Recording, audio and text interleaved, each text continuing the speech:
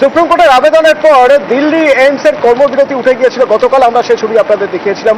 আজ দেখুন কল্যাণী এইমস কর্মবিরতি উঠে গেল, অর্থাৎ এবার আউটডোর পরিষেবা স্বাভাবিক। ডাক্তাররা, জুনিয়র ডাক্তাররা, ইন্টার্নরা তারা কর্মবিরতি তুলে নিলেন। এখান থেকে রয়েছেন আমার প্রতিনিধি, আমার সঙ্গে রয়েছেন এবং আমি কথা বলবো তার সঙ্গে যে কর্মবিরতি তুলে নেওয়া হলো।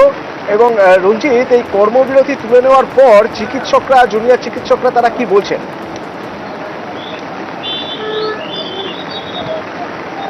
দেখো, স্বাভাবিকভাবে আর্চিকর কাণ্ডের প্রতিবাদে সামিল হয়েছিল কল্যাণী এইমস ও এখানকার জুনিয়র রেসিডেন্ট যারা রয়েছে এবং যারা ইন্টার্ন রয়েছে, তারাও কিন্তু গত 11 দিন ধরে তারা পেন ডাউন করেছিল।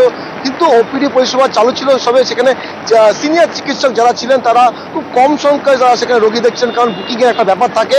সেক্ষেত্রে গতকাল রাতেই তারা আরডিএ যে সংগঠন রয়েছে সেখান থেকে তারা সুপ্রিম কোর্টের যে আবেদন তাদের সাড়া দিয়ে তারা এখান থেকে আন্দোলন সকাল থেকে মোটের উপর স্বাভাবিক রয়েছে। তবে বুকিং যেহেতু অনেক কম ছিল, সেক্ষেত্রে রোগী সংখ্যা কম থাকলেও কিন্তু জুনিয়র চিকিৎসকরা তারা কিন্তু কাজে যোগ দিয়েছেন এবং তারা কিন্তু চিকিৎসা পরিষেবার সাথে যুক্ত হয়েছেন। এবং গত 11 দিন পরে ধীরে ধীরে কল্যাণী এইমসের পরিষেবা স্বাভাবিক হচ্ছে এবং স্বাভাবিক রোগী যেমন খুশি এবং যারা এখানকার চিকিৎসক রয়েছে তারাও কিন্তু কাজে যোগ দিয়ে। তবে তাদের যে প্রতিবাদ, তাদের যে প্রতিবাদ ভাষা সেটা কিন্তু তাদের চলবে এবং তারা কিন্তু প্রতিবাদ জানিয়েছে। গত 11 দিন ধরে পেন ডাউন করে তারা এখানকার প্রতিবাদ জানিয়েছিলেন।